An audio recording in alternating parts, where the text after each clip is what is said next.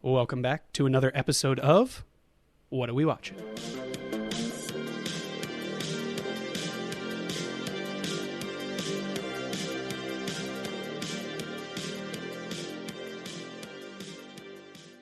right, man. What else has been going on? Anything cool? Yeah, so we did. So my buddy Sean and I went to an early showing of Mission Impossible: Dead Reckoning Part 1 last week, and I'll be honest, I haven't seen a Mission Impossible since 2, I think, which I somehow haven't seen 3 with the late and great Philip Seymour Hoffman. I don't know how I haven't seen it, but I haven't seen any of them since that point. So yeah. He was even like, I got these early screening tickets. It might be a wash for you since you're stuck in 2000, but great. You should come. I remember you texted me and you were like, this is surprisingly amazing. It's like, oh, cool. So, spoiler alert, surprisingly amazing. But we got there was no line and it was in IMAX. We were like, what? Wild. This was is it like awesome. I think we talked, was it like a, try and fill the theater type of deal? It was one of those things, but I guess a lot of people miss the email or something because it was like, I don't know. I would say it was like 2/3 full by the time it started. Maybe. Yeah. Nah, I don't even know. Yeah, maybe 2/3. Yeah. But like, it was like there was no stress. Like when we saw The Flash, it was like it was chaos packed to the gills. It's hot. I'm sweating. Well, I think Mission Impossible. I feel like those movies Yeah. Well, I think that's like, what the general consensus is. Do they need another one? Yeah. Well, let me tell you, not seeing 4, 5, and 6, which would have been the ones right before it. If you dive head on into, you can. It is possible to go into this one with no confusion. And it was pretty good. Yeah, as long as you know that Ethan Hunt solid. is the hero. Yeah. Like it's pretty solid, and I don't really want to talk too much about the plot because it's a new movie. All we're gonna say is he was dead the whole time. But I will say, what if that? Oh my god! What if you just accidentally spoiled having not seen it actually spoiled it? That 2.5 hours, I think, and it might be longer than 2.5 hours. I can't remember, but for an action movie, it flew by. That's pretty solid. I had to pee once. Yeah, and I snuck out during. You just went right in the seat. I just pissed myself. No, but for real, like it was like it felt like a maybe 2-hour movie. Yeah, you know that's pretty great. We were just like, all right, well that was sick. Cool. It was all just Tom like Cruise Thursday night or whatever, like doing Scientology and doing Scientology and action. No, but him and Simon Pegg and Ving Rhames are back, and drawing a blank on his sidekick's name. I forget her name, but she's also back. So it's like. It's his like little crew. The boys are back. Yeah, that's the boys and solid. Girl are back. And girl are back. Yeah. Nice. Yeah, it was good. I would say definitely check it out. If you were skeptical, it's definitely. You heard it here first. I would say check it out. And if you hate it, you can hate me too. That's fine. Most people will eventually, so it's fine. Yeah. And again, you can reach out by emailing. Yeah, email us directly with hate mail. That's fine. With hate mail, we exclusively want hate mail for movies that you don't like that we do. That's yeah. No, that's pretty solid. I think I just watched a couple movies. So I watched this one that we're going to cover, and then I watched another. I watched a couple others that we were doing for the show, so I kind of don't want to spoil it. But nothing crazy. Keith and I got tickets for Terrifier. Yep. In the movie theater. I guess it's going to be out by the time this comes out, it'll probably be like a week from now or something. But never been in theaters, so any of our horror fans. Yeah, I don't know if we'll do an episode on that. That might be I think we should. I think it should be part of our. We're going to be doing a special like double feature horror kind of on certain Fridays of the month. Yeah, yeah. And I think we should do. Oh yeah, we talked about doing something 1 like and 2, that. so we're going to try that. Yeah, I'm excited. I've never seen it. I'm going in blind, but I hear very terrifying things about it. I mean, it's called Terrifier. Oh, nice. That was not intended, but I'm just going to cut this whole show. No, but I actually am jealous that Nick hasn't seen it because I've seen it and it's awesome, but seeing it the first time on the big screen will be insane. There's a ton of people that are super jealous of me all the time, but this is the new level. I can't even say it with a straight face.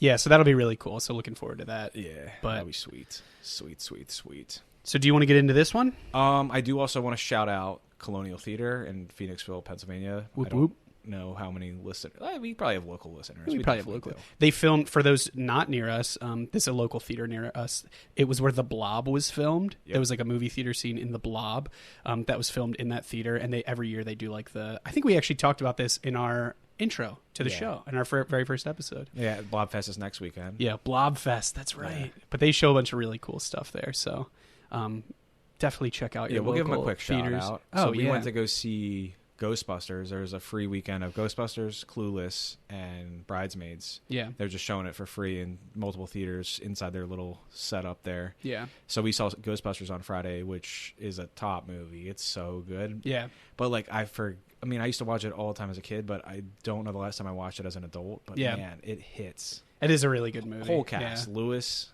everybody in it, all the cast it's so good. And Sigourney, Rick Moranis, let's go, baby. Rick Moranis as Lewis. Sigourney, that's probably one of her best roles, I would say. They just slap some David Bowie paint on her and she becomes Zool. Zool. But yeah, that movie, I don't really have to say much about it other than it's incredible. Yeah. You're in the back row just like cracking up. I think the effects still really hold up in that movie it's too. like a movie that took, filmed in the 80s and it has that 80s magic that just doesn't die. Like it's not, it doesn't feel dated just at the all. quotes too are awesome as well. Like there's so much, it seems like a timeless, like the Don't Cross the Streams classic. It's like you're at your camp with your buddies, It's like a oh my God. You guys are using the same urinal at the camp, or is it a trough? No, it's like a trough. You're at the ball game or something, bunch of strangers. Oh, hey, buddy, don't cross the streams. You're going to tell me you haven't heard that one time in a shared urinal? I have.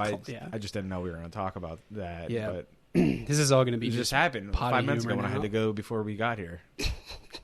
Nick, come on. Come on, dude. Anyway. But yeah, that's great. It's honestly like, it reminds, like as 80s go, like we did Ferris Bueller. It's like that kind of movie, just science fiction. Yeah, 1,000%. But it's like front to back, you're just in. Yeah. Quotes happening. It's funny. There's no dead time. No. It's not a very long movie either. I always forget how long that one is. But it's about an hour and 40 or so, something like that. Yeah. But then that night, the Phoenixville Punk Rock Flea Market was sponsoring, like different people will sponsor 35 millimeter shows, and they had Killer Clowns. Ooh, Killer Clowns from Which Outer I know Space. is a top movie for you. Yeah. And every time I see it, it becomes more of a top movie for me. It's so good. And so I've obviously never seen it in a theater. Yeah. I don't think I many ever people saw that have one. Our age. I doubt it. But now that they're doing stuff like this, like it's opening up the floodgates for stuff like that to happen. Where like I never saw Ghostbusters or that in theaters. Yeah. So it's 2 bucket lists. Boom. That's awesome. Yeah. I think, like we live in the age of like streaming and stuff. So like anytime, you can get any movie. It's like going to the movie theater used to be like a thing. And now it's like you don't have to go anywhere because everything's at your house. So now there's more like, look, this is a movie you've already seen, but like see it for the first time in the movie theater with the, the popcorn, all the snacks. I love it. I think it's so cool. Same with drive-ins and stuff like that. I will say I probably prefer a movie theater just because the sound is like it's meant to watch a movie. It is quite literally a theater for movies. Yeah. I just feel like more at home. Yeah. Even if it's like an old school theater like that. Keith bumps his socks off and his shoes. He's like, yo, has this guy got any clothes on? Oh no, it's his thing. That's his thing. His pants are like folded over the back of the seat. Just don't go in aisle 2. It's a mess. Tidy whities are hanging on by a thread in the seat. It's a freaking mess down there. But yeah, 2 awesome movies. Those are definitely watches. If you somehow haven't seen Ghostbusters yet, I don't know how. Just stop watching us, honestly. No, Stop watching us. Stop watching us. No, but if you haven't seen that somehow, go see that in any format. I don't care how. And then Killer Clowns. I don't think everybody needs to see that, but if you're a fan of, I'm trying to think of another like cheesy horror movie that would be close like a very schlocky movie. If you like just cheesy horror, this is for you. This is very for you. Like if you like Evil Dead 2, maybe? That'd probably be Evil Dead 2 is way more It's like a grisly. comedy, though. Yeah. I don't know. Killer Clowns is definitely more comedy. Yeah. But definitely watch that one. Yeah. Definitely and watch. the clowns are just awesome. Yeah. And there's so many of them. Yeah. At one point when they're all like surrounding them, I'm like, oh my God, there's like 60 clowns. There's too many of them. Yeah. That is a very good movie. So that's my watches. I don't think I have any stinkers. No stinkers. I don't think of one if you want. I did watch a couple other slashers. Yeah. But we can talk about that like towards the end of this episode. Towards the end. Yeah. Okay. Yeah, because there was a lot of stuff that like ties into this. Yeah. So what are we? This is a big day for Keith. This is probably one of your. Say what we were watching yet? No. I mean, you can if people can read. I am so title. sorry if no one can read or if someone can't read and they're listening. Yeah, that wasn't like a dig at people that can't physically read. Right? Just to confirm. I don't think the show has taken an official stance. Okay. Whoa. No, I'm just kidding. I'm kidding. No, but yeah, We are watching Scream, 1996's nice Wes Craven, Kevin Williamson's Scream. This is would you say this is one of your favorite movies of all time? I'd say it checks the box for one of my favorite movies and favorite horror movies, which I think might be the same for certain people. I don't know. But it's up there. So let's go over the cast. So I'm going to rattle off the cast real quick. So this is as it appears, basically, in my notes. So we got David Arquette as Dewey Riley. Ugh, I don't know why I butchered that. Which also, shout out to David Arquette if you're watching. We did get a hold of him when we first started this stuff and just asked him. I was able to chat with him. It was pretty cool. I didn't think he would respond, but shout out to David Arquette. He's a really cool guy. Oh, that's right. I forgot you messaged him. Yeah. That's so and he got back to me, I know, that's too. so cool. Yeah. You responded. He's like, oh, I'll actually respond to this? Yeah. Neve Campbell as Sidney Prescott. Courtney Cox as Gail Weathers. Matthew Lillard as Stu...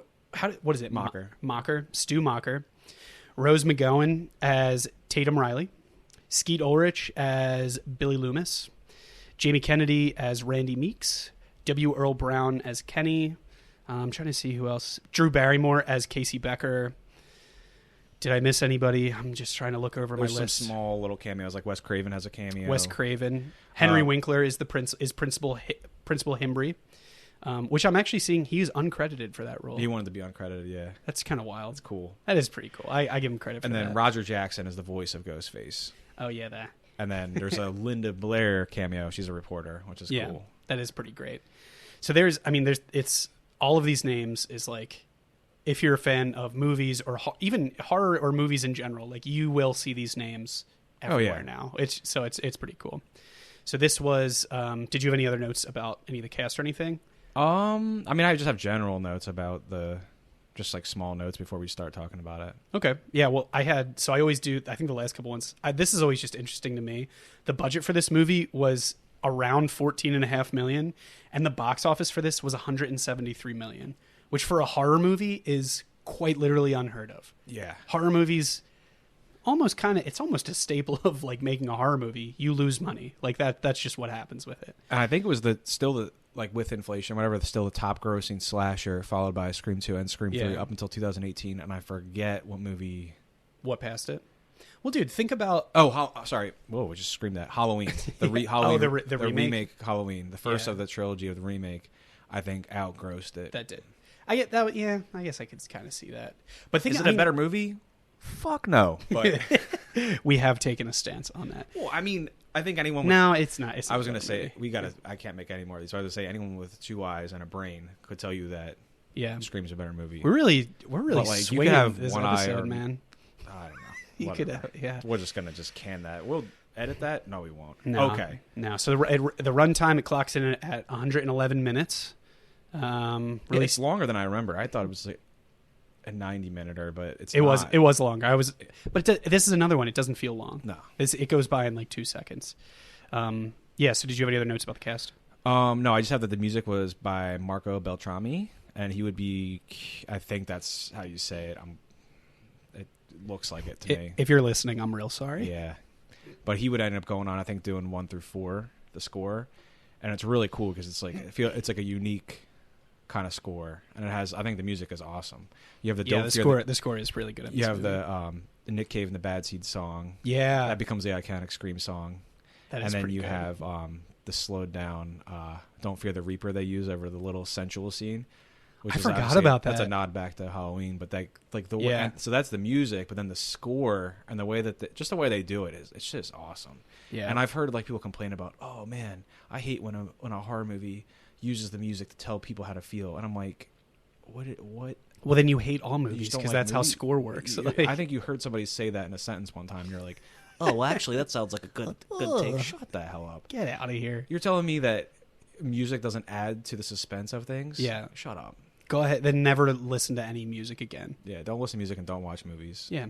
Maybe, you know what? Just go see yourself in a dark room. Mm-hmm. Now what? Scratch that. Okay, anyway. So back to this.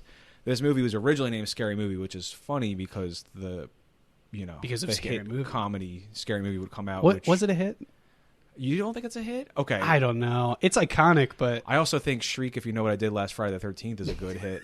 And that probably sucks. It sucks so bad you can't find it on any streaming service, but Yeah. I love that movie. I've been trying to watch it for months now. How are you going to find it? I don't know. I'm going to have Do you have like a Betamax of it or something? buy a DVD or something. I'm sure you could find it. I'm sure they have something. My buddy out there. Moses had it on VHS. That's how we used to watch it. I thought it was awesome. I thought it was an acclaimed spoof. Apparently not. Nope. Yeah, Scary Movie is pretty funny though. But anyways, it was based off of. He actually was watching the Gainesville Ripper document, or the Barbara Walters coverage of that, which is a real serial killer from Gainesville, Florida. He was convicted of killing a couple teenagers. I did not know this was kind of like based on something. That's interesting. Yeah, it's loosely. It's not like the plot Story really, inspired by type like, deal. That's the inspiration. Who wrote this movie? Kevin Williamson. Kevin Williamson. Okay. And yeah, he would go on to write Scream 1 through. Hold on a second. I think it's 1 through 3 because I think they went a different direction for 4. Yeesh. I think he got canned. Give me a second. Did he do anything other than Scream, or was this just of like his? He's a wild. He also wrote I Know What You Did Last Summer. Oh, that's pretty good. Yeah. Yeah. So Scream. Oh, he wrote 4. Okay.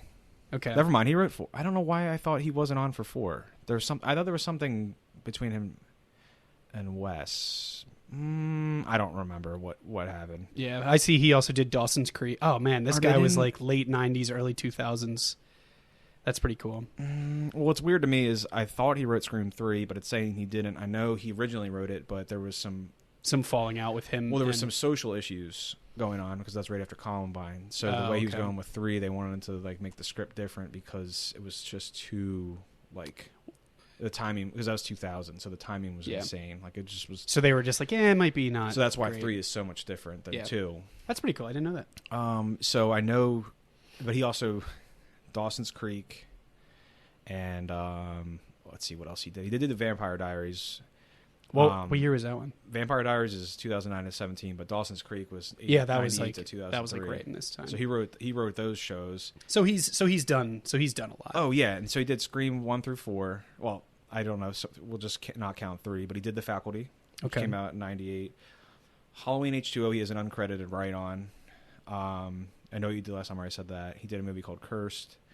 And he actually just did a movie called Sick, which came out last year. Oh, actually, yeah. Did you watch that? I didn't watch. Okay. I saw it though. I didn't know he wrote that. It's like a new slasher. That's kind cool. of working off the COVID vibe, but honestly, pretty good. That delivered. Yeah, I was a little skeptical. I was like, God damn, like, do we need this movie? And the answer was yes, a resounding. It was yes. actually. I thought it was a watch. That's a watch. Anyway, so back to what we were saying. So we got the cast. Did you want to dive into the plot, or did you have any other notes? Yeah. So I will say through. this. His favorite movie in interviews is Halloween, and you'll see that sprinkled all the way through this movie. That's probably cool. more than you would think of before you knew that. Well, he did. I think right out of the gate you see that. Yeah. So, yeah, do you want to walk us... So sure. Keith's going to walk us through the plot. So this movie, cold open, and it kind of sets the pace for all Scream movies to follow. They kind of all have the same... I fucking love this cold open. It's cold so open. good. No name, nothing. no nothing. Just boom, you're in. Just boom, Drew Barrymore. Phone's ringing. So you got Casey Becker in her house. This is actually a direct homage to a movie called When a Stranger Calls. That was so... Yeah. And even like what she looks like in this. Yeah. Like I actually watched, that was one of the extra credit movies I watched this week was When a Stranger Calls, which is like fucked up movie. Yeah, that movie, that's very good. I haven't seen that in a Carol really long Kane, time. kind of like the short, she's got curly hair, but short hair at home. In that movie, she's a babysitter. In this movie, she's just by herself. Sitting herself, literally. So this is a kind of funny. I think like people always credit like, oh man, Drew Barrymore. This is like a huge role for her. She's not really in it that long. I think it's just very iconic. Oh, it's iconic. Well, the thing about it was the way they did this is that was the trailer. The trailer was Drew Barrymore. Oh. So that's kind of wild. That's they faked everybody sweet out. about this movie is like, that's cool. And I wish I was old enough to have seen it in the theaters because the whole time you're thinking, like, oh, this is gonna be Drew Barrymore. Okay, she's in the opening scene. Cool. Dead right away. Everything's checking. 13 minutes in, she's gone. You're like, damn. Holy shit. That's a bold move. like that's fucking crazy. That is really crazy. That's why I think this movie is this. And like the thing about it is, whenever it came out on VHS, is when I just sneaked in my friend's house to watch it because I was not allowed to watch this movie. Yeah, I would have been what, this is 96? I would have been 8 years old. No way. My mom would have been like, no shot. yeah, maybe you can watch Goosebumps. Hey, don't shit on Goosebumps. That was top tier. My brother we told my brother that Goosebumps was rated R one time, and he's like, he literally was watching through his fingers, and he's like, that's why this movie's rated R. The Haunted Mask. I'm like, bro, come on. Like, anyways, back to this. She's making the popcorn. She gets the phone call at home. This becomes terrifying. I saw the stat that like the number of people that got caller ID after this movie just like skyrocketed. Oh, really? Yeah. Because of how scary this is. So she gets a call, and it's basically this guy that's like, she has no idea. It's basically a guy with a voice changer, Roger Jackson, that's calling and just like, you know, like, who are you? Blah blah blah. It's like, and then, you know, well, what number was I trying to call? Yeah, he's just like, so good. He's immediately super creepy. But then he keeps her on the phone, and then he asks her, iconically, "Do you like scary movies?" And you know, she kind of has a mixed answer, but she's like, "Yeah, I'm about to watch one right now." That's why she's making the popcorn. And then he's like, "Oh, what's your favorite scary movie?" Also, another that iconic is like line. Her favorite movie is Halloween, yeah, just like Kevin Williamson's favorite movie, which is cool. But yeah, this whole opening sequence with the phone call in the house. Prom Night has a similar thing. Prom Night has the voice changing kind of thing. The movie Prom Night. Oh yeah. So Prom Night, that movie will get called back 1,000 times in this movie again. When a Stranger Calls, Black Christmas even has the calls coming from inside the house, and that's like the blueprint for slashers. You know what I mean? Like that's like the there's like, slashers that come before, but that's like definitive. Top tier. Yeah, that and Texas Chainsaw come out the same year, and I feel like between those two people movies, probably lost their minds. People just like. People are like, "Yep, we're not answering any phone calls." People just pull everything from those, like not everything, but you know what I mean. Like Halloween is definitely based on like, hugely based, not based on, but like takes a lot from Black Christmas. Yeah, for sure. And then it keeps going through. You know, there's just I always forget how many references there are to other horror movies, but Nightmare on Elm Street gets referenced next. Yeah. And what's funny about that is. So wait, so where is this? So they're still on the phone. Oh, they're still on the phone. She's asked he's asked the favorite horror movie, and then she says, "Well, what about yours?" And he says, "Nightmare on Elm Street," or something. And she's like, "Oh, isn't that the one with the guy with knives or fingers?" And he's like, "Yeah." And she's like, and then she says, "The first one's great, but the rest of them kind of suck." And that was actually Kevin Williamson's line in the script, and Wes is like, "All right, I guess." I'll keep it. I mean, that's the only one that he directed, so that's pretty funny. He wrote and directed that one, so he's like, all right, I'll keep it. Yeah, so then it gets serious, and there's like it drops like that. He says, he starts getting like really creepy. So it's this playful like back and forth on the phone. He's like, well, what's your name? She's like, why do you want to know my name? He's like, because I want to know who I'm looking at. And she says, what? He's like, I want to know who I'm talking to. And she's like, yeah, that's not what you said. And then eventually she hangs up on him. And then she keeps calling back. And then she says, who's there? And he says, never say who's there. Don't you watch scary movies? It's a death wish. You might as well come out to investigate a strange noise or something. You know, it's like getting to the point where it's like uncomfortable. Yeah. And then she says, like, what do you want? And she's like, to see what your insides look like. Yeah. And then click, right? At some point in that, there's a couple phone calls in there. And then eventually he tells her to turn the lights on outside, and her boyfriend's tied up outside. Yeah. Oh, she has that really great line of like, look, you better like stop, or my boyfriend's gonna come here and kick your ass. And he's like, big. Would his name be so and so by chance? You're like, oh, we got him. Is your name Steve? Yeah. And then he's big and he plays football and he's gonna kick the shit out of you. And I'm like, instantly gives up in the movie. So then they have to do harder trivia at that point. So she asks, what's the killer? He asks, what's the killer from Halloween? She's like, Michael Myers. You know, she knows. Yeah. And then this is the most over-asked question. It's like, who's the killer from Friday the 13th? And she's like, oh, I know this. I've seen this movie 20 times. Whatever. Jason Voorhees. And it's like, he's like, incorrect. Yeah. Yeah. Because it's actually Pamela Voorhees, Jason's mother in the first one. I feel like that's the most like over-asked trivia question. But it's great because then he basically says, well, and they just slit open. Yeah, well, he prefaces these questions. He's like, we're gonna play a game. He's like, for every right, if you answer any of these questions wrong, like say goodbye to your boyfriend, basically. And she gets it wrong. Yeah, so and then I don't know. Maybe you should know your movies. Is all I'm saying. Yeah, she just rashly said it. Like I feel like she probably knows it. I don't fucking know. Yeah, maybe she was looking for a way out with Steve. She's just like, oh yeah, please slit his guts. She's in front like, of me. oh yeah, I think that was the shark from Jaws. like different movie. Dead.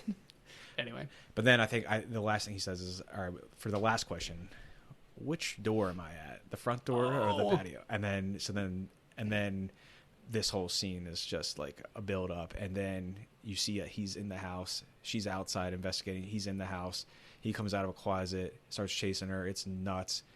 Gets chased outside. At the same time, like it's cutting. Like mom and dad are coming home.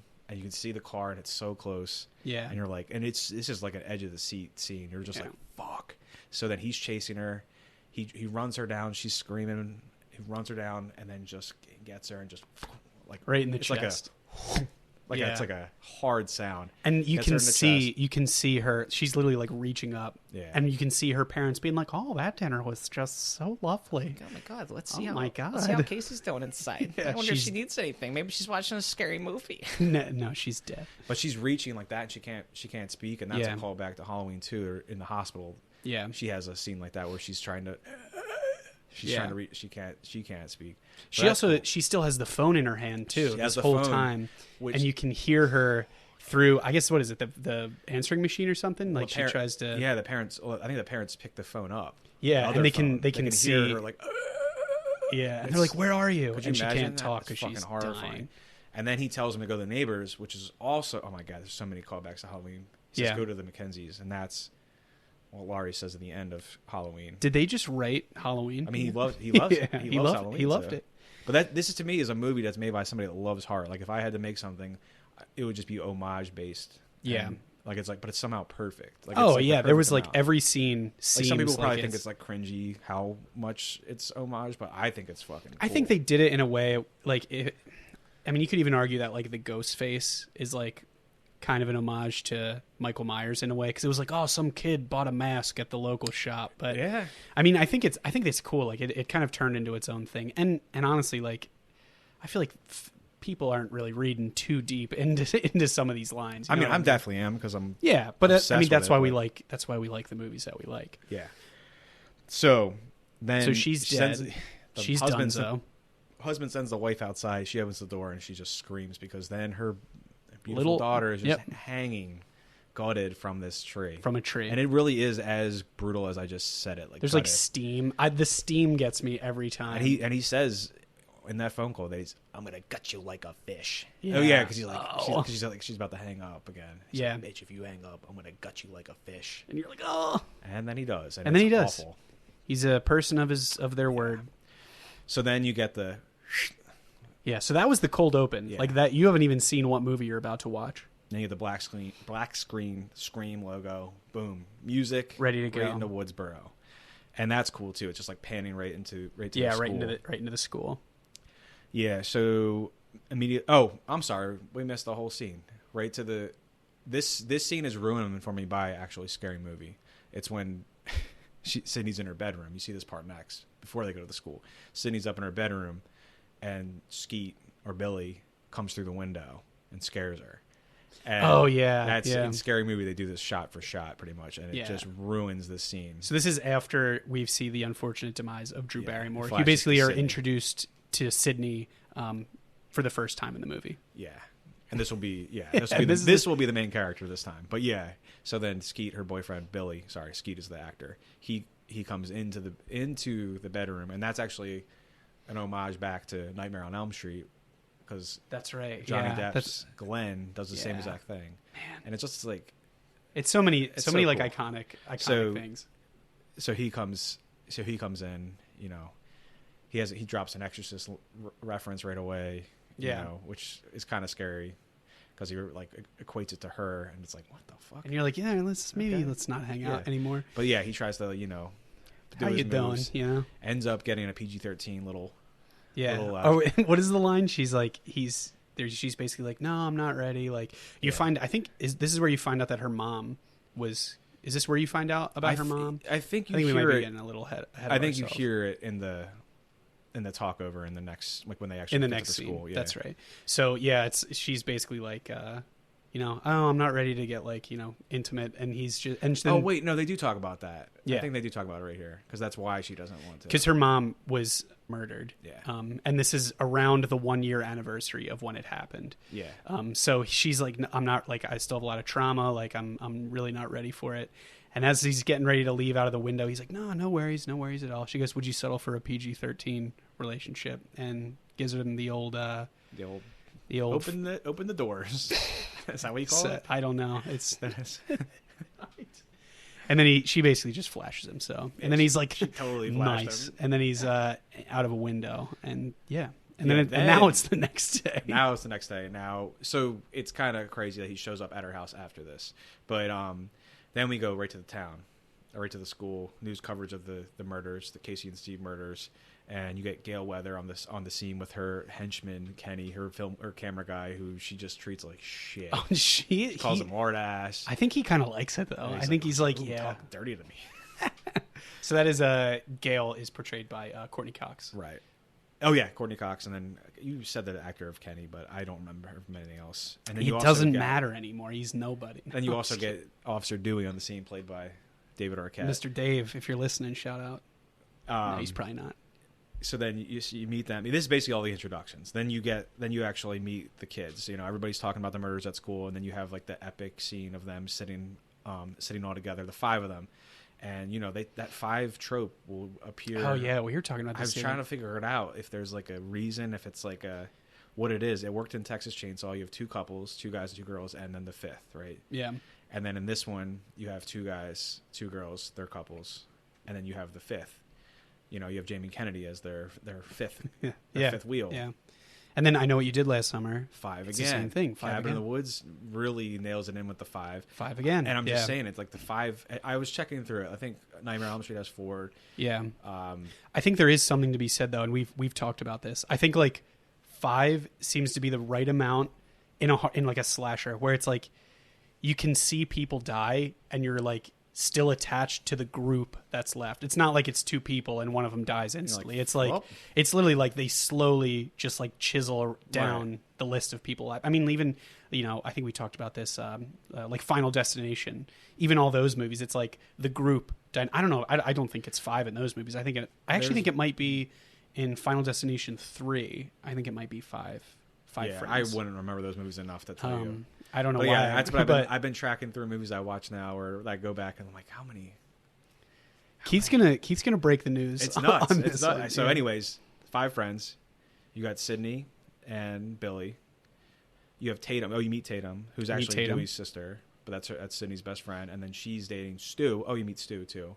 Stu. And then you meet Randy Meeks, who's played by the greatest of all time, Jamie Kennedy. Jimmy I did Kennedy. meet him in real life and shook his hand. And You told said he him was that super cool, right? He was super cool. He Yeah. did comedy 5 minutes from my house at 6 p.m. on a Friday, and it was wild. Incredible. Outside in a tent kind of thing. Yeah, you showed me the picture. You're like, yeah, dude, I took like some pictures with him, but it was like he took pictures with you guys. Yeah, he took selfies. He like with took your us. phone and Got was an like autograph. taking selfies and Yeah, stuff. I thought he was that's awesome. really And I cool. told him that Randy Meeks is my favorite character, and he's like, oh, I love him. They killed him too soon. Oh, Spoiler. spoiler. Actually, not a spoiler for this movie. He survives. I guess spoiler in the other way. Spoiler.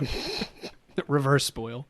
So then, yes. Oh, now yeah. you So see not to spoil, but there are sequels to this movie. If you A have lot of them. never heard of these movies somehow.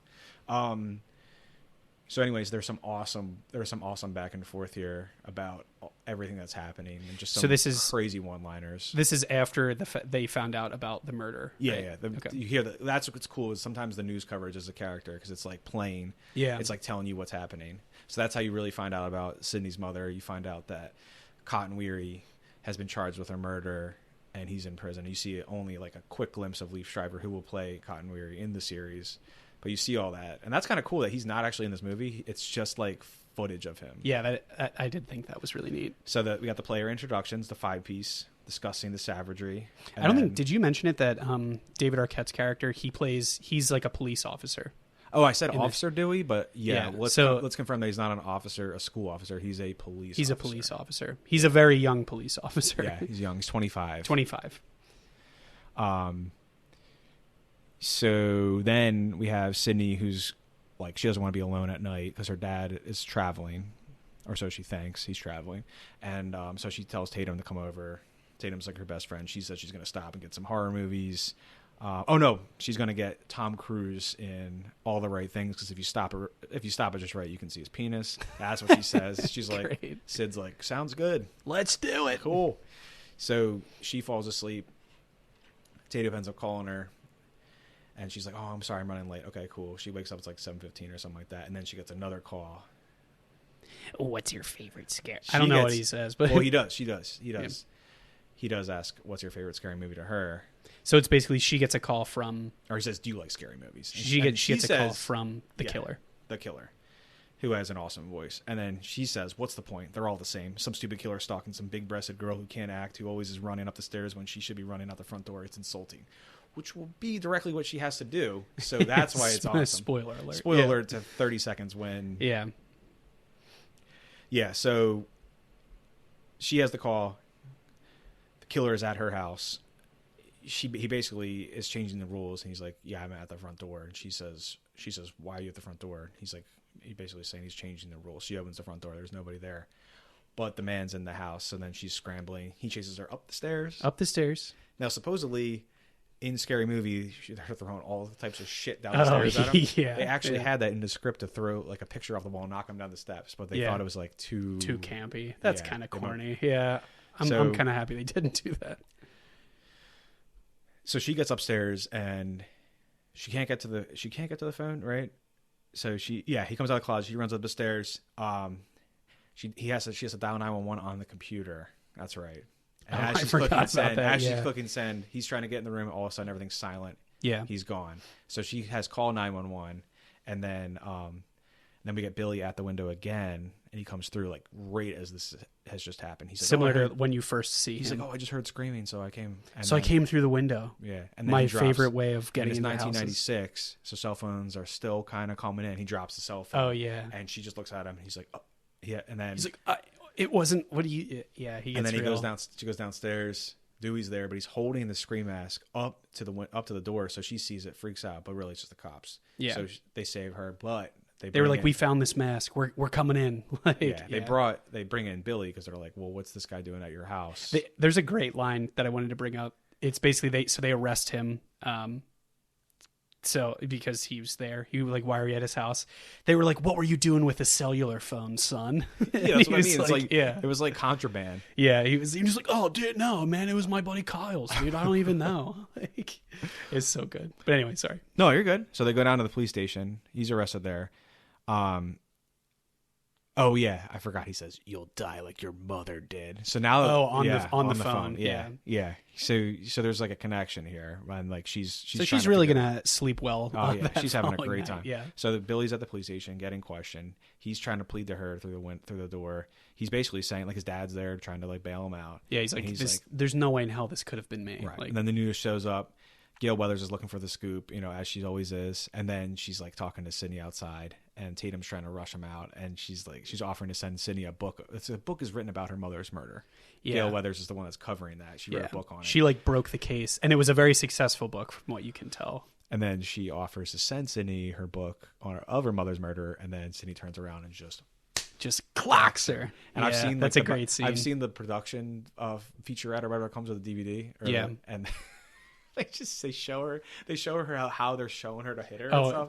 Oh my god, it's so That's pretty funny. great. Yeah, she hits her so hard though. It's awesome. And this will be Yeah. the first time Gail Weathers gets punched in the face in this series, and definitely not the last. That's pretty wild.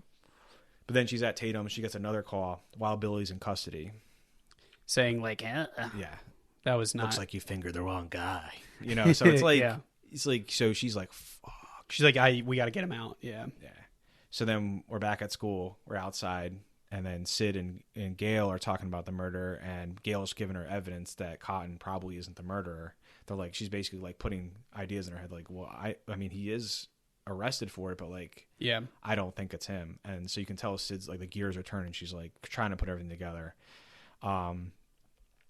So then Billy comes back to school. Damn. And then tells basically in more words than less, or less words than more, whatever it is, basically tells her she needs to get over her mother's death, which is insane. Yeah. And That is then it's wild. like, what? Yeah. He's like, so I was just in jail. Your mom's gone. So, Stop worrying about it. Like, so what let's the go get fuck? pizza. Like, So then then she's in the bathroom. Girls are just like destroying. Like they don't know she's in there. They're just like, doing what high school girls do, and they're just destroying her. And so she's just sitting in her stall, and then all the girls finally leave, all the mean girls, and then she's in there, and she keeps hearing Sydney, and then all of a sudden, I didn't even pick up on the that. boots drop. Yeah, honestly, on the home release, like it's really quiet. Yeah, and just because I had the subtitles on, I turned it up because I could see that it was saying Sydney. I'm telling. This is why you listen with subtitles, everyone. We've said it before. And then you see the boots drop, and then he pops out. Yeah, and he fucking starts chasing her out. He gets her. He almost gets her, and she gets out into the hallway, and then he stops. So then everyone thinks people see her. She thinks she's crazy. Yeah. Right at the same time, I think we've already met Winkler once as the principal. But then we get him again because now he has two schmucks and ghost face masks that are running around, and they have the same haircuts as Billy and Stu. Yeah. Like this is another movie we've covered a couple horror movies now at this point. Jaws, this happens again. The two dipshits have the fake shark fin. I think this is another trope of like horror movies. It's like people who are being like, "Oh man, we thought this would be funny," and so they get and expelled. It is not funny. Yeah. Oh yeah, he literally calls me. He's like, "You're expelled." They're expelled. Yeah, they get expelled. Go Henry. So then outside Dewey pulls up, and this is how we know he's 25 because Dale's not supposed to be there, but he's a huge fan, so he's not like kicking her out or anything. And he's 25, and she's like, "Yeah, my key demographic is 11 to 24," and she's commenting on how he has boyish good look, or he says boyish good looks, but he says she's built, or she says he's built, and then she's like. She's talking about her show, and like he knows. He's like, "Yeah, I'm a fan. I'm a fan of the show." And she's like, "How?" He's like, "Well, I was 24 for a whole year." Yeah, that's a great line. Yeah, and then you can kind of see there's a little magic happening here, and that will come back. Down. And then, actually, funny outside of this, David Arquette and Courtney Cox got married. They did. Just in real life. They really did. So if anyone is a fan, and also during this, Nev Campbell and Matthew Lillard were dating during this. Really? What the hell, right? What the heck, dude? If anyone is a fan of Friends, there's a lot of people that are. If you notice this, there's an episode where her name, Courtney Cox, changes to Courtney Arquette. They put everyone's last name in the credits as Arquette for one episode. It's like David Schwimmer is like starring David Arquette, Courtney Arquette. Like they do it for every single person, which is just really funny. If it just is like a little fun. That's fact. Zany. Maybe I'll actually watch Friends now. Yeah, maybe not. That's what's gonna put you over the edge. Yeah. So back to the school plot. Suspended. Everyone's so pissed after Winkler just threw these bozos out. So Stu is throwing a party. So he wants to get Sid's a little reluctant, but his girl's there, so he's like, "Come on, we'll get everybody there." So this is like halfway through the movie about at this point. Yeah, we're getting a little further. We're getting about halfway, and then we snap back to the principal real quick. He's trying on the mask. There's a couple things in the scene that I just saw that I didn't realize it. When he looks in the mirror, he starts combing his hair back. Henry Winkler also played the Fonz, so he combs his hair back. That's amazing. And when he opens the closet, his letter jacket's hanging there. I didn't know that either. Amazing. I'm sitting there. I'm like, dude, they fucking stuffed this. They killed it. Yeah. This is like an overstuffed casserole. Well, I don't think anyone. This is like a Stromboli at this point. This is a calzone, dude. Yeah, have fun biting in, dude. God, but yeah, dumb. so then he hears a knock. It's a knock, right? And he opens the door. Yeah. Oh yeah. You can say this part. So you love this. I do. I like paused it and I was like, no way. So it's like you hear a knock or something like that, and he goes, Henry Winkler. He busts out of his room and he's like, "Who's there?" And then there's a janitor who's dressed in like a green and red striped sweater with a little top hat on. And he's just like, "What?" And he goes, No, not you, Fred. You're good. As in Freddy Krueger. He's dressed like Freddy Krueger. He's dressed like Freddy Krueger. As the janitor. And if you are a fan of Nightmare on Elm Street and you followed that series before, he was a janitor. He basically was, I guess it was like vigilante justice, killed in...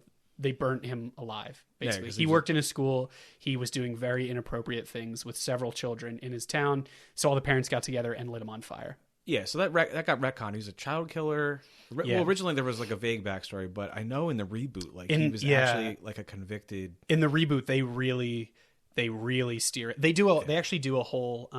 like you see him before he's he's hurting animals. It's a whole thing. Which I just think that's like... I just love that. I love Nightmare on Elm Street, the first one, but when I think of Freddy Krueger, like somebody was asking me the origin of him, like that fucking scene is steamed into my brain. I've seen it Yeah. once. I've seen that movie one time, and that Nightmare on Elm Street. the new one. Oh, the new 2009. one. That Yeah, movie's yeah.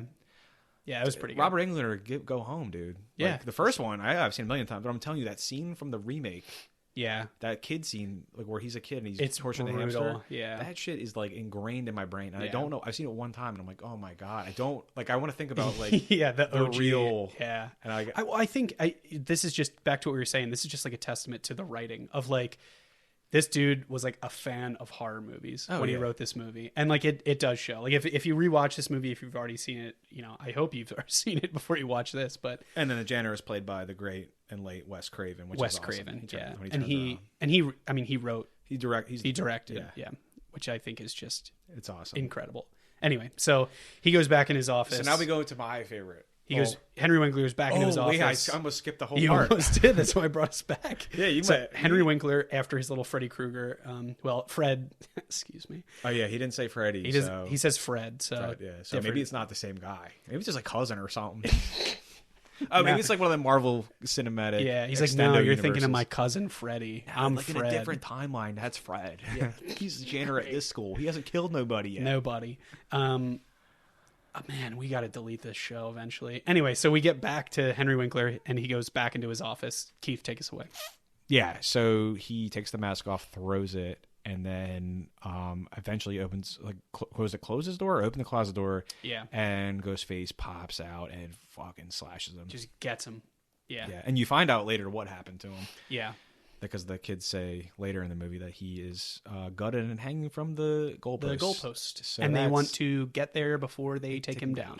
Great. Good kids. And so lots of gutting I in think this you movie. mentioned during with those two dipshits running around in the mask, he basically cancels. He's like, classes are canceled until further notice. I think you said that. Did I say that? So yeah, school suspended. School So- is just done. So they're like, you know, these kids aren't even thinking about school. And then Henry Winkler, the Fonz, takes his ultimate last, you know, how you So doing? I also read that the reason they actually kill him in this, that wasn't original, was because I won't say who, the Schmeinsteins are the ones that produced this. Ugh, That's so unfortunate. it's so bad. But they Fuck said there those wasn't. guys. There was Yeah. like 30 minutes without a kill, and they needed something. So he's like, "Oh, hold on, Let me get my boy Henry well, on the Winkler's phone. not going to be in this movie later." So So let's just get Slash him. him. out slice and dice. All right, so now we move on to the video store where Randy works, and he's Yeah. the So this greatest- is they're still trying to plan a party, and it flashes over to the videos. Yeah. What? Who's working in there? I'm sorry. Randy's working there. Randy's but working. everyone shows up, like Stu and Billy are there. Yeah. I saw this scene, and fuck, man, I miss Blockbuster. He's I literally movie's back. saw this, and I was like, Oh my god, it was so good. it's- I can remember the smell, like the sound of the case. Yeah. I miss it. That's such a bummer. But you get Frankenstein is on immediately. Yeah. There's Mother's Son, which is actually another Jamie Lee Curtis. There's a poster for that. It's like a psychological thriller that comes out 90s. Do you think those were placed there? Or do you think that was that was placed? everything like that's intentional. Yeah.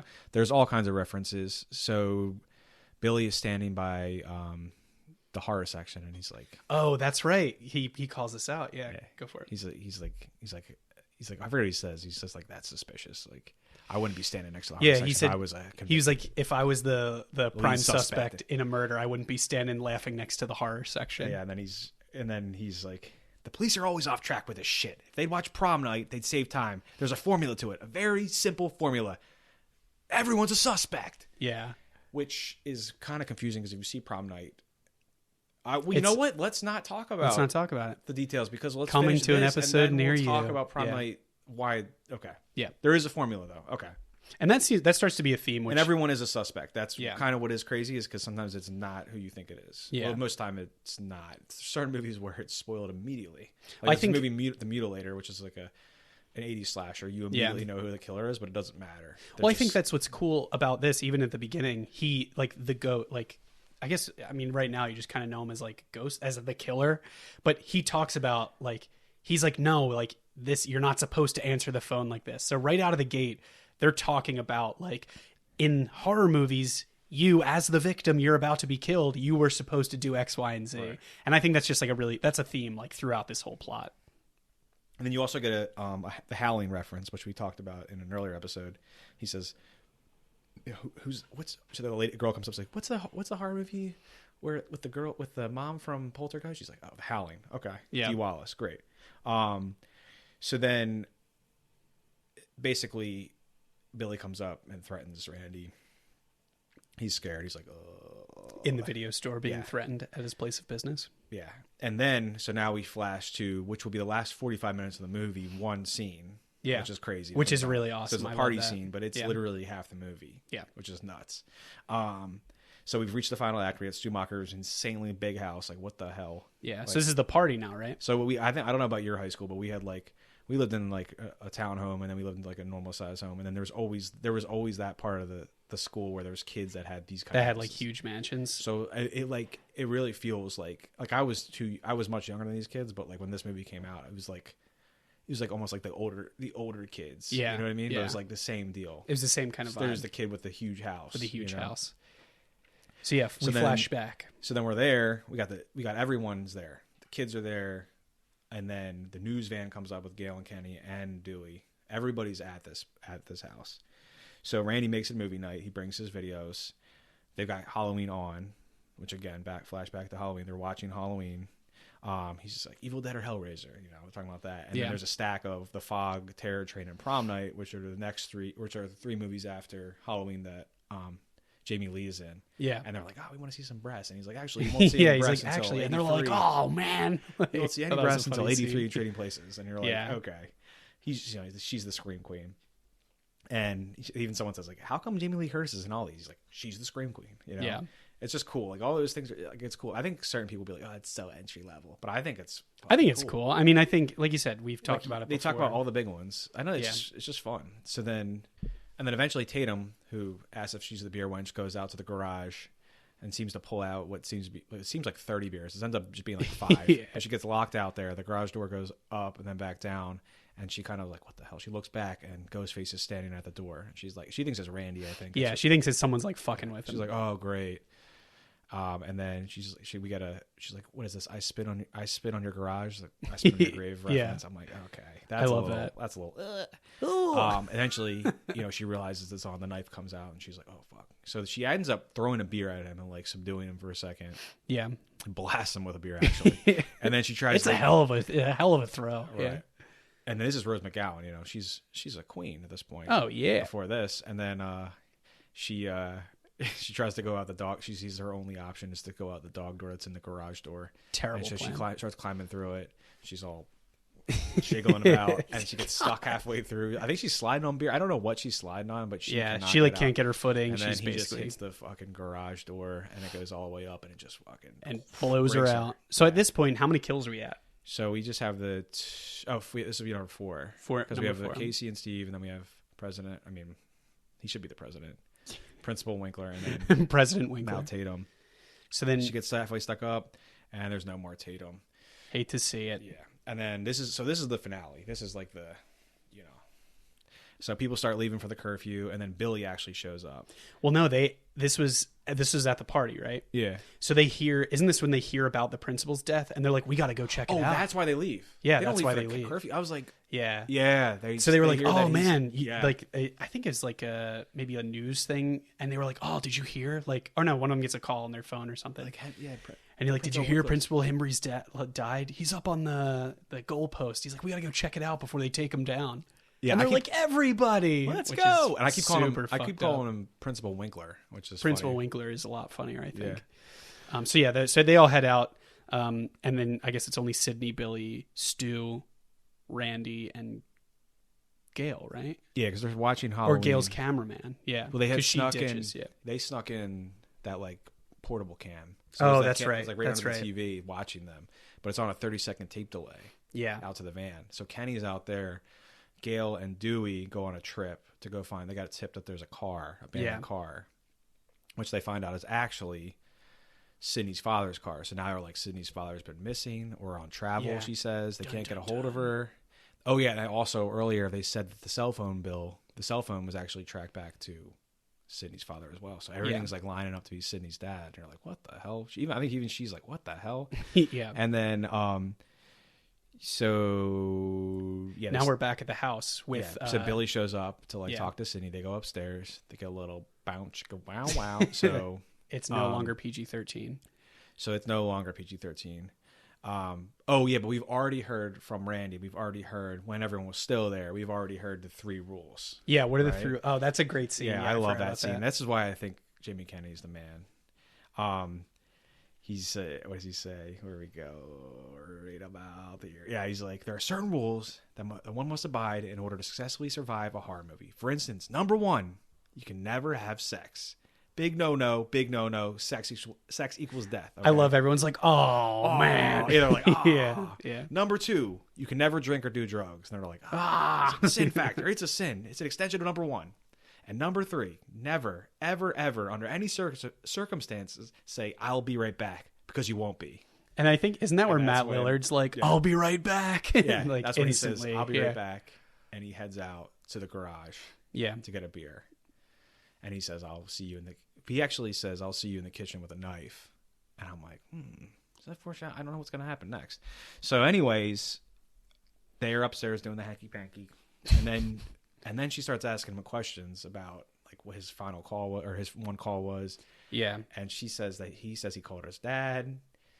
Yeah. She says, oh no, the officers called your dad. And he says, well, he didn't pick up for me. You can tell he's getting a little nervous. But then all of a sudden, I think it's very interesting that this is the time she decides to ask questions after they've already. She's like putting her little John back on. She's like getting dressed and is like, I just think it's really funny that he thought the cops called. And you're like, wait, what? What? Okay. Excuse me? We just, You know. christened the bed. So then door opens up. Ghostface stabs Billy, and you're like, "Oh fuck!" So she tries to escape. She runs out. He's a great line there. He gets stabbed, turns around and goes, "I told you," and I thought that was like awesome. I told you. So then she escapes. She's running out, and I guess while they're upstairs, Randy's the only one downstairs, and he's watching Halloween. He loves Halloween. He's bummed that everyone left, but he's like, oh, I guess I'll watch it by myself. He's like, I guess I'll have a little night to myself. So he's watching it, and then what's cool is it's mirroring as Halloween's playing out. It's mirroring in behind him. It's the point where he's like, look behind you, and behind him on that couch is Ghostface, and he's about to get him, but he sees his reflection at the last second, and just dips. So he runs out, he busts out the door. And then Sydney has made it. She ran too. She made it to Kenny's van, and he realizes like he's like, oh, there's something going on. And then he looks, and they're on a tape delay, and he can see everyone inside. But then he remembers the tape delay. He's like, oh, it's 5 minutes. Yeah, the front door is open. It's 30 seconds. So he's like, oh, so he goes outside. He's like, I gotta get him. Yeah, Dunzo gets slit right there. So she does that weird little crawl through the back of the van. Oh, yeah, he tries to get her through there, gets stuck, and she just takes off. Is that where she had? Oh yeah. Oh, that's so good. Yeah, so she gets out. He's trying to get her. She's gone, and then Gail. They get back to the van. Gail tries to escape. She's trying to drive away. She hits the brakes. Kenny comes flying down the windshield, all bloody, into a bloody mess. And then somehow you have Sid running, like in the street, and she pops out in the middle of the street, kind of an homage back to Carrie, where she's covered in blood. Yeah, almost gets hit by a car, and then Sid sees her Gail sees her last second, drives the van off, crashes the van, and then so back of the house, Sid's back in the house, and Billy's there. So she doesn't think anything's wrong. So her and Billy are inside. Yeah, because she still thinks like, oh shit, like Billy is he's stopped. Clearly not the guy because he got stabbed. Yeah. So then now Stu and Randy show up, and the order of events is getting a little wild because all this stuff is happening all at once. It's very chaotic. Very hard to remember what cuts where. But Stu and Randy show up at the same time, and they're basically pointing at each other like, "He did. He's the killer. He's the killer. He's the killer. I know he's the killer." One of them could be right. One of them could be wrong. Who knows? So then they let Randy in the house, and Billy has the gun. Yeah. I forgot about that. So wait, where did the gun come from? The gun was in the house. Oh, it was her dad's gun. It was her dad. It was Sydney's dad's. And so she grabs it. Yeah. She gives the gun to Billy. And then this is where we get we all go a little mad sometimes, which is a callback to Psycho. Yeah, who says that? Anthony Perkins says it in Psycho. Oh no, I mean like in this Billy movie. says it. Yeah. Sorry, Billy says it. He's like, we all go a little mad sometimes. I think the original quote is we all go a little crazy sometimes. Because we all go a little mad sometimes, and then pops Randy right there. So you're like, oh shit. And then Stu comes in with the voice modulator. Oh, that's yeah. And then you realize this is where we've gotten to the oh shit moment. Yeah. Where the first time you see this, it's like, what the no way. Yeah. Well, I think they set it up so well with like Stu when he's like, "Oh, I'll be right back." Ooh, like, yeah, he was. When going he to goes be right back. out into the garage that that there was Tatum a dead was just body in, killed in, and there was not never brought up. anything. So I always thought about that too. I'm like, holy shit, he goes out to the Yeah, garage. and he probably knew. Like he was like, "Yeah, because I did that." Yeah. Like, so this is the reveal where you find out the killers are Stu and Billy, and you're like, oh shit. And it's really Billy and Stu, because you can tell from this that Stu is kind of like the lackey or like the sidekick. Yeah. He's like the weird spandex Robin to the leather-clad Batman. Great. So then we go into the kitchen. Yeah, so they're basically, and this is where they try and they it's so now in the kitchen it's Billy, Stu, and Sydney. Yeah. So it's 2 against 1. Oh yeah, essentially. And they're explaining to her the maniacal plan. They say that they framed Cotton Weary and they actually killed her mother. Yeah. And you find out it's because her mother was cheating on her father with Billy's. Sorry, my brain just skipped Yeah, it. so she was With having an Billy's affair father. with Billy's dad. And that drove and his mom away, and Billy was like fucking ruined. Yeah. So they hatched this plan Right. to kill them.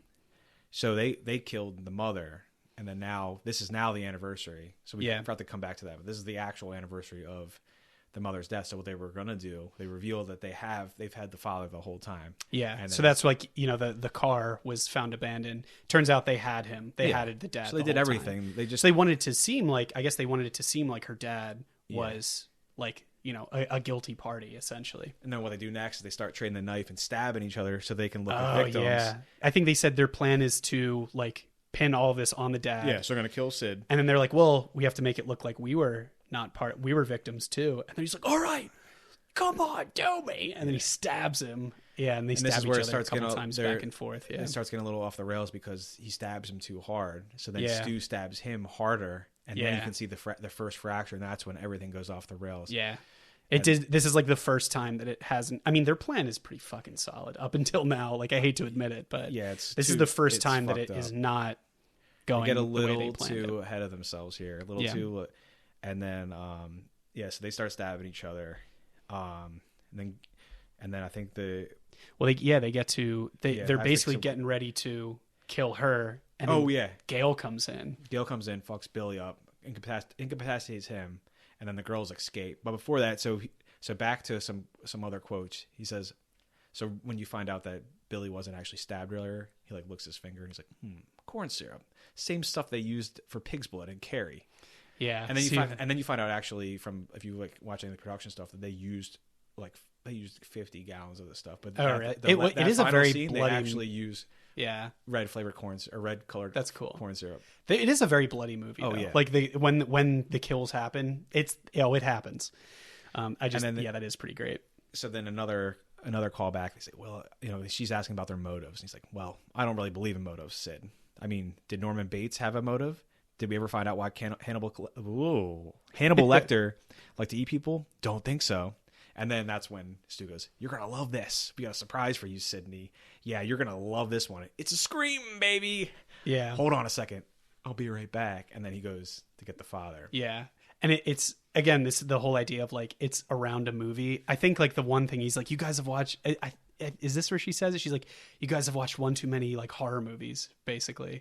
And you find out that like all of these things, like all these rules and stuff like that, all these kills, like they based it all off of like their love of horror movies, really, basically, which really is pretty sick and fucked weird. up. Yeah. But then Gail shows up, F's Billy up. She gets away. Sid gets away with the phone, and this is the cool part where she calls and taunts them. Oh yeah, so she like flips the script because they're trying to find her because obviously she now knows didn't really go as planned. And what's Stu keeps saying? I'm feeling woozy. Because he's bleeding out. He's like, my parents are gonna kill me. Yeah, he's like, I'm feeling woozy. But and then so she pops out of the closet, stabs Billy with the umbrella, incapacitates him again, and then goes into the living room. This is where Stu gets a TV dropped on his head. Oh yeah, Dunzo. Supposedly with the still of Michael Myers with the knife. I didn't know that was still on the screen. Oh, that's pretty cool. That gets dropped on his head. Yeah, so he's dead. Yeah. He's done. So Stu's out. So then Billy pops. So they have Billy on the ground. Billy's like incapacitated again. I don't know why they didn't think about this before. He pops back up, but Gail comes in, bop bop, shoots him. And then so they're all standing there. Randy's still alive. Yeah. Gail's still alive. And Sydney's. Oh yeah, and I forgot to say this, but Dewey gets stabbed at one point. He gets stabbed in the back. I forgot he about gets that. stabbed in the back. So this is it's so much. There's a lot at one going time. on. But I think and then Sydney's obviously yeah. still alive. So then Randy says, "This is where the killer always resurfaces one last time," and then he Yeah, does. It pops up, and then boom, Sydney shoots him in the head. I thought that was awesome. I love that movie. But that's, again, we've said it this whole time, like the formula of the movie. It's like a very chaotic, scary thing, but they're like, oh shit. Now is the part where like the kill, like they're not doing it in like a cheesy way. They're doing it in like a shit. Like we need to make sure he's actually dead. Right. This is like which is pretty cool. The movie's full of meta that brings. Actually, I think it brings slashers back to making like sense and being like reasonable movies again. Yeah. Because of the 90s started falling off the rails. Yeah. Slashers. Like 80s was like the heyday. Yeah. And then 90s it was a started little cheesy. And started losing it. Too many sequels. Too many Yeah. franchises. Just kind of like, and this is the movie that kind of brought it. And it's crazy that Wes Craven is the director because like, some of what happens is like his movies. Like he obviously didn't do the Nightmares between the first one and New Nightmare, which was 94. Yeah. So he didn't really have much. This is Wes Craven did Nightmare on Elm Street. Yeah. But so the line is careful. This is the moment when the supposedly dead killer comes back to life from one last scare. Yeah. Boom. Not in my movie, she says. That's like it's not the last line because there's like there's some but that's like the last line. The last meaningful line of And then I guess this is like the last scene then, right? Yeah. So Gail is like not Gail. Dewey's like pretty fucked up. And then but he's on a stretcher again. He's on a stretcher. So and then this is where Gail like wraps up the movie, right? Yeah, so this is pretty much it. Then isn't it flash to Sid back at her house or something? Isn't that how the movie ends? Or does it end right there? I forget. I think it ends. So Gail basically pulls up it like has the camera. She's all bloody. And then she's like, all right, like, come on, keep rolling. Like, I want to get this. And it's basically like she covered Sid's mom's murder a year before. And now she's like, oh, I'm going to cover this again. Yeah. And then the movie basically is it does this like really long pan out of like just her basically like retelling the movie, and then the credits come. Oh, that's right. Yeah, okay. It is the coverage at the end. Okay. Yeah, and then that's basically Scream. It starts with, I think it's, I guess I was going to say it starts with a news coverage, but the story starts with like, her first introduction, Courtney Cox's character is like, she did a news report of this, and you can clearly tell like throughout the movie she's trying to defend like it was the biggest story, like I had to do it. And so like even at the end she's still like trying to get the big shot and then it pulls back, and then that's the end of Scream. That's the end of Scream. First one anyway. Yeah. And I think all of them are worth watching. Yeah. What would you say that is the best one? Oh, one crushes. I will say 6 is surprisingly way better than you would ever expect. Yeah. That's the newest one, right? Yeah. That's definitely a theater watch. So I've seen all of them in theaters now. That's pretty cool. 3 I've seen in theaters like when they were alive, and then they just did a 25th anniversary of Scream 2. Yeah, they did last year. So That's they did like a cool. featurette and the movie in theaters. Nobody was there, but I went. You were there. So that was sick. Only and then we saw Scream in the drive-in last year as well. Yeah, that's pretty solid. So I've seen them all on a big screen now. I would love to see Scream in a theater like every year forever, but yeah. Hopefully they do something. Because I saw they brought Halloween back last year. This end of the summer. But I want to be clear. I don't want another in the franchise. I want the old ones to be played again. Oh yeah. No, I'm saying Scream '96, Halloween '78 in theaters. Oh, that would be awesome. Yeah. Halloween '78 was awesome. They could do that stuff every year, and still get. And they do. They'll do like Halloween was $5. Yeah, I went to go see that. It was so awesome. Expensive if you don't do. You're losing money if you don't go. Yeah. So what did you? So now diving into the meat and potatoes of it. Did you have anything you wanted to talk about? Like, what are some quotes? I feel like we covered a lot. I tried to slip the quotes in. Yeah. Was there any other scenes you wanted to talk about? I think all the big ones, I think we covered them, like for me, but I know this is like, I just want to like, oh yeah, turn you loose basically. The opening scene is like one of the coolest scenes of all time. Yeah. And we've talked about the whole, you're introduced to the situation right up front. And then it's like, all right, now it flashes to normal things like zombie movies are really famous for this. Like a lot of horror movies are very famous for this scene, which is pretty great.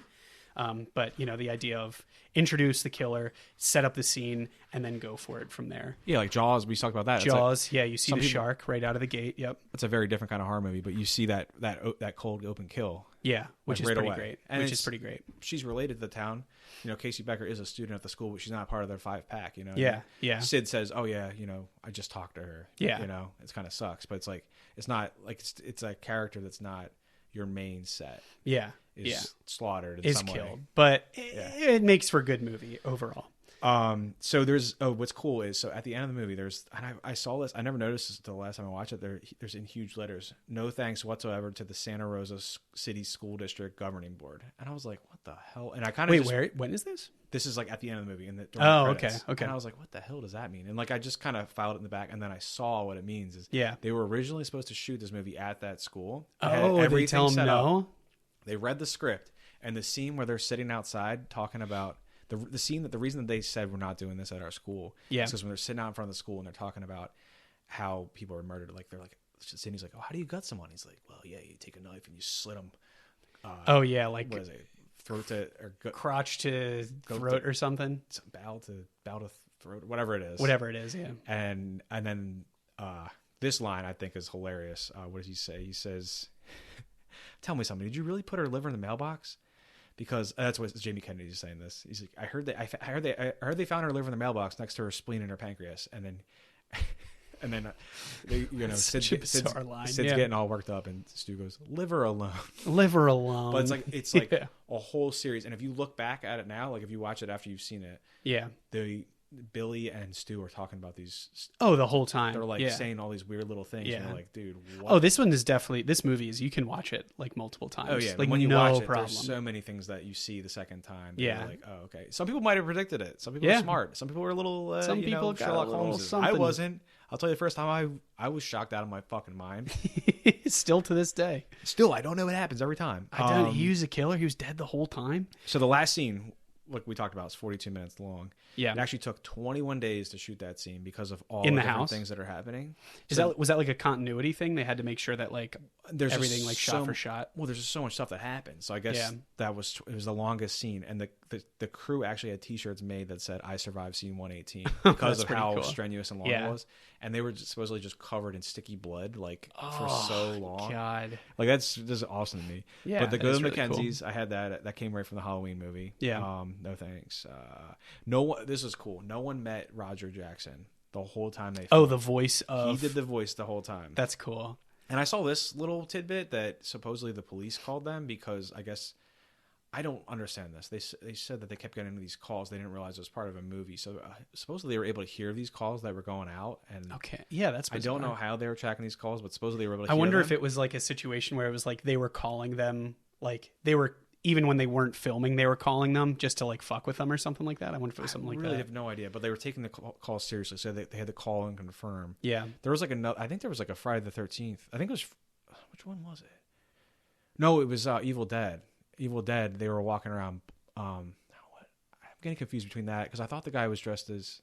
It's like another movie, but it was like either Evil similar... Dead or one of the Friday the 13th. They had to be dressed and walking into town. Oh, and people were like, "Holy shit, dude!" People called the cops. So like, that's pretty funny. My brain is like, I think I'm like splicing two stories together. Mixing those two up. That's pretty good though. They're very different movies. Yeah. Yeah, so supposedly, and again, some of these things, like I'm like, are these actual facts or somebody? Just well, where did you Where did you? I found some of them on IMDb, some of them from production, like featurettes and stuff. But this one I read and I was dying. Yeah. So Wes Craven originally passed on this, but he was talking to a little kid, and he said that the little kid told him that he'd gone soft and he needs to start making movies like Last House on the Left again.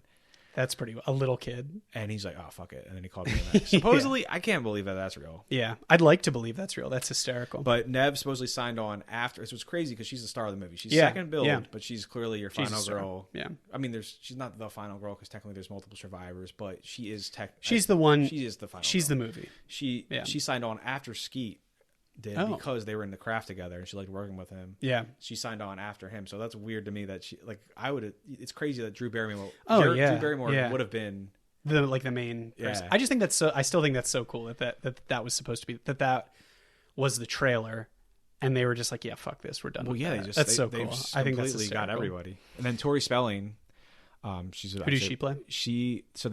They basically at one point in this movie, Sid is like, oh, what are they gonna, they're talking about there being a movie about her. She's like, oh, we're gonna they'll probably get Tori. Oh, they were like, I think they say, oh, hopefully Meg Ryan will play you, and they're like, oh, if my luck, they'll get Tori Spelling.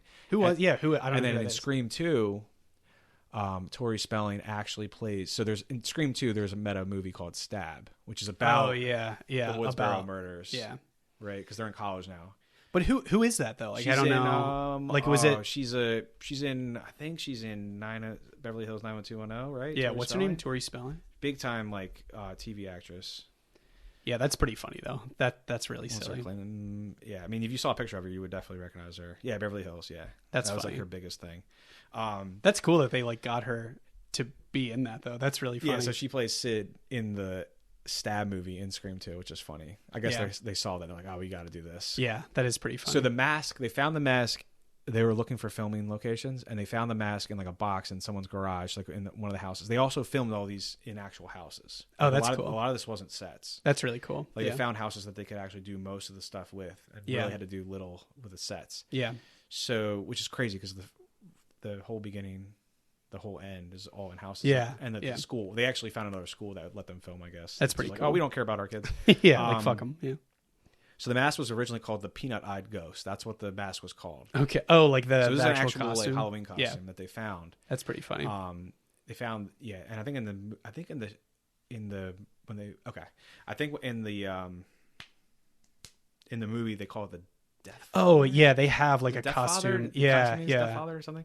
But yeah, and then they tried to reproduce it so they could get around it, but they kept getting like turned away. So eventually they ended up getting the rights to the mask. That's pretty cool. So I want to know. Yeah, so I want to know how much. actually actually is involved in the movie. And I don't know if they get royalties now. I'm assuming they do. I'm assuming. I mean, with how. I mean, that's every kid was the Ghostface killer, or not Ghostface Killer, but the Ghostface from the Scream. So you also get a Texas Chainsaw reference. Randy calls Stu. He's like, "Oh, what's Leatherface doing here?" I'm missing a bunch. I was gonna write more down and I didn't. Yeah. But Seth. So one funny thing, I saw Seth Green was actually auditioning for Randy, and I always get Seth Green and Jamie Kennedy confused. Yeah. Because they look so much alike. They really same do. exact personality. That is pretty funny. And then Elizabeth Berkley actually tried out for Gale and was turned down because the only reason I brought this up is because I talked about Showgirls last episode. Yeah. And because that movie got fucking flamed. Just it's wild. Yeah. So she went from Saved by the Bell, ended up being in that. She got turned down. So Gale Brothers is obviously Courtney Cox. Yeah. But yeah, I think that's all I have is like weird production-y things. But this movie is like the first of many teen slashers to come out. Yeah, this kind of set the standard, I think, for many, many movies to come. Yeah, so because you had New Nightmare, and that was 94, and that was like what was that one? Wes Craven's New Nightmare? Yeah, that's like the comeback of Freddy Krueger. Yeah.